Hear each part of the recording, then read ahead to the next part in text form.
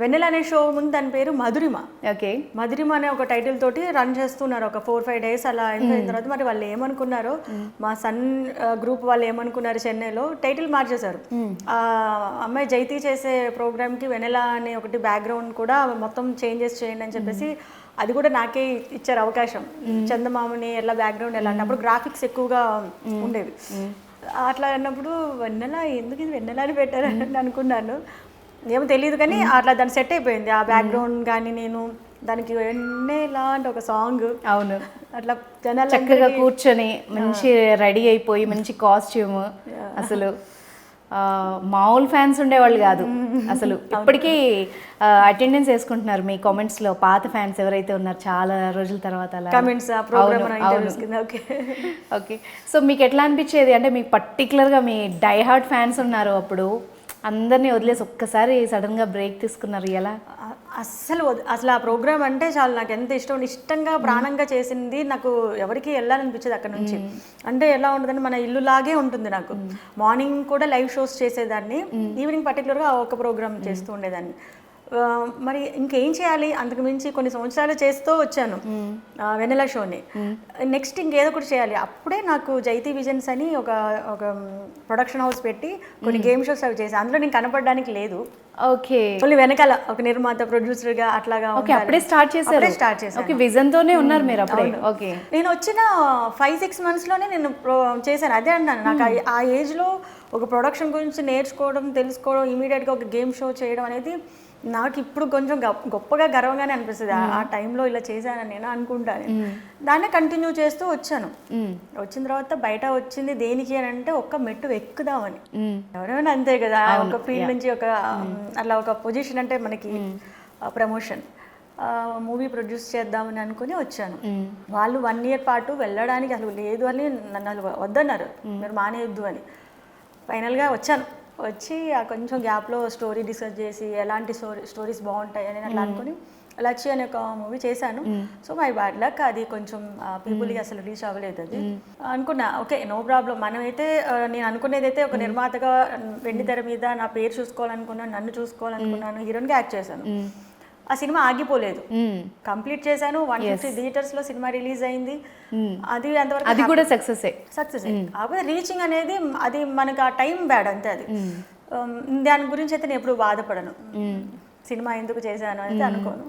మళ్ళీ తర్వాత కొంచెం ఈ గ్యాప్, ఈ కరోనా ఇవన్నీ మధ్యలో చిన్న చిన్న గ్యాప్స్ వల్ల మళ్ళీ సినిమా అంటే టైం పడుతుంది. అందుకని ఈ సాంగ్ తోటి మళ్ళీ నా ప్రేక్షకుల్ని కలవాలి అనే ఒక ఇదితో చేశాను ఇది. కానీ ఎంత డేరింగ్ స్టెప్ కదండి, ఒక మూవీ తీయడము, దాని సక్సెస్ దీంతో సంబంధం లేకుండా మీరు తీయాలి అనుకునే ఒక ఇది పట్టుదల కూడా అంత ఈజీ కాదు. ఎవరైనా ఏమన్నా అంటే ఎందుకు అన్నట్టుగా ఏమన్నా అన్నారా ఎప్పుడైనా? ఎవరు అనలేదు. ఇప్పుడు మా పేరెంట్స్ ఇప్పుడు ఎవరైనా అంటే నన్ను ఎవరు అంటారు, ఇంకా అదే పేరెంట్సే మనకి మాట్లాడతారు. నా ఫస్ట్ ప్రాజెక్ట్ ఏదైతే ఉందో దాన్ని నేను సూపర్గా సక్సెస్ చేశాను. నాకు మా నాన్నగారు ఫస్ట్ ఇచ్చిన ఇన్వెస్ట్మెంట్ ఏదైతే 1 crore అట్లాగా ఉందో దాన్ని వాళ్ళకి నేను డబుల్ చేసి ఇచ్చాను. అక్కడే వాళ్ళకి నా మీద బిలీఫ్ వచ్చేసింది. ఓకే అమ్మాయి మన అమ్మాయి ప్రాజెక్ట్ అది టీటీడీ ఛానల్లో 52 episodes, అది ఒక డివోషనల్ ఒక గేమ్ షో. ఓకే. చాలా మందికి అది తెలియదు, డివోషనల్ కూడా గేమ్ షోలు చేస్తారా అని. ఓకే. సో అది నేను చేశాను. ఆ కాన్సెప్ట్ అదంతా కూడా చాలా హ్యూజ్ మహల్ సెట్ అది. సో మీరు గూగుల్లో సెర్చ్ చేసుకున్న అది ఉంటుంది, 52 episodes అవి. ఓకే. సో ఆ టైంలో నేను చేయడం అదంతా కూడా మా పేరెంట్స్కి నమ్మకం కుదిరింది ఫస్ట్ నా మీద. సరే ఇంకా దీన్ని మనం డిస్టర్బ్ చేయొద్దు అనుకున్నారు. సినిమా అన్నా కూడా ఏం మాట్లాడలేదు. ఇప్పుడు కూడా నేను మళ్ళీ 2 రోజుల తర్వాత ఇంకొక మూవీ ప్రాజెక్ట్కి వెళ్తున్నానన్నా కూడా చేసుకోమ్మా అన్నారు. కాకపోతే నేనే మళ్ళీ కొంచెం ఎక్కడో భయం, ఇన్ని రోజుల గ్యాప్, ప్రేక్షకులు ఎలా రిసీవింగ్ ఉంటుంది, జైతి మర్చిపోయిన జైతిని మళ్ళీ వచ్చి ఏదో అన్నట్టుగా కాకుండా ఒక మంచి సాంగ్ పాజిటివ్గా అట్లాగా చేయాలని ఒక మ్యారేజ్ సాంగ్ అందరి ఇంట్లో మళ్ళీ వినబడతాను, ఒక చిన్న ఆశ కోరికతో చేశాను. సూపర్. అయితే యూజువల్గా మన మెంటాలిటీస్ ఎలా ఉంటాయంటే తెలుగు వాళ్ళనే కాదు కానీ ఫ్యామిలీస్లో అమ్మాయి మూవీ ఫీల్డ్కి వెళ్తుందంటేనే కొంచెం రిస్ట్రిక్ట్ చేసే వాళ్ళు ఉంటారు. అందులో మీరు మూవీస్కి యాంకరింగ్కి వచ్చారు, తర్వాత మూవీస్ సైడ్ వెళ్ళారు, మధ్యలో ఇప్పుడు సాంగ్ చేశారు. ఎక్కడైనా ఏమైనా ఫ్యామిలీ నుంచి కానీ రిలేటివ్స్ నుంచి కానీ ఇలా ఎప్పుడైనా ఏదైనా అనిపించిందా? లేదు, అదే అంటున్నాను. వెళ్ళే ముందు మనకి అసలు మనకి మా ఫీల్డ్లో ఎవరు లేరు, మా ఫ్యామిలీలో ఎవరు కూడా ముఖానికి రంగు వేసుకొని మేకప్ వేసుకుని చేసిన వాళ్ళు ఎవరు లేరు. ఇది కూడా ఏంటంటే ఆడుతూ పాడుతూ చేశాను. దీన్ని ఇంత ఇంపాక్ట్ ఉంటుంది, దీనివల్ల నాకు ఒక జనాల్లో ఒక గుర్తింపు వస్తుంది, జనాలందరూ నన్ను ఆదరిస్తారు. ఇప్పుడు నా బర్త్డే అంటే వాళ్ళు 1 వీక్ 10 డేస్ నుంచి నాకు విషెస్ చెప్తా ఉండేవారు లైవ్ కాల్ చేసి. ఎలా ఉండేదంటే ఆ రోజు నా బర్త్డే సెప్టెంబర్ 30th రోజు మార్నింగ్ ఏ సెలబ్రిటీ బర్త్డే అయినా సరే ఆ రోజు ఆ celebrities morning many happy returns అనే ఒక ప్రోగ్రామ్ ఉండేది. సచ్చారు అసలు, వాళ్ళు ఎవరికి విషెస్ చెప్పేవాళ్ళు కాదు. జైతి గారిది ఈరోజు బర్త్డే ఉంది, జైతి గారి విషెస్ చెప్పండి అంటే ఎవరైతే ఆ టైంలో కొంతమంది మా ఛానల్ వాళ్ళకి కాల్ చేసి ఆ హీరోస్ డైరెక్టర్స్ ప్రొడ్యూసర్ ఊరికే సరదా కోఆర్డినేటర్స్ ఎవరండి అమ్మాయికి తెగ విషెస్ చెప్తూ ఉంటారు, మాకు ఒకటి రాదు అని చెప్పి అంత రిసీవ్ చేసుకున్నారు. అదే ఏం చేస్తే వస్తుంది అలాగా అనిపిస్తుంది. మీకు అప్పుడే ఆ టైంలోనే మీ పాపులారిటీ మామూలుగా ఉండేది కాదు. కొంతమంది అయితే ఇంకా ప్రపోజల్స్ లైవ్గా మాట్లాడడం చెప్పడం, ఏమన్నా కొంచెం ఒక స్టెప్ ముందుకేసి వచ్చి ప్రపోజ్ చేశారు ఎవరైనా? చేశారు. ఇంక పొద్దున్న ఎవరో నాతో ఇంటర్వ్యూ తీసుకుంటే చెప్పారు. నేను రెగ్యులర్గా అప్పట్లో నేను జెమినీకి వస్తుండేవన్నీ, సాయంత్రం కాగానే అక్కడ ఏంటి బయట అందరూ అబ్బాయిలు వీళ్ళంతా నించుని మీ షో అయిపోయిన తర్వాత మీరు వచ్చేదాకా ఎదురు చూస్తూ ఉండేవారు. నేను చూసాను ఏంటి ఇంత క్రేజ్ ఉంది జైతి గారు అనుకున్నాడంట.